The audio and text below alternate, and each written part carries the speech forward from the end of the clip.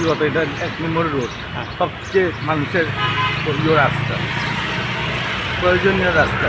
এখানে দেখতে গেলে জীবিত 100% নিয়ে যেতে গেলে এখানে নারকেল গাছ রাস্তার মধ্যে একটা রাস্তার অর্ধেক আই বসে ঠিক না তো।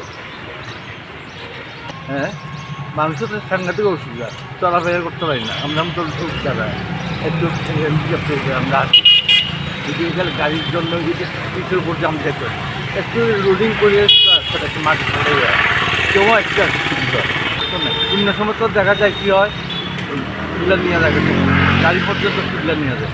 আর এখন কেন তারা পরিবর্তন নেই, এটাই আমার সবকিছু আমার লেগে সামান জানা দেন না, রাস্তার ভিতরে ভালাই রাখছে এই পাথর, এগুলো তো পারে না ভালাই এই জন্য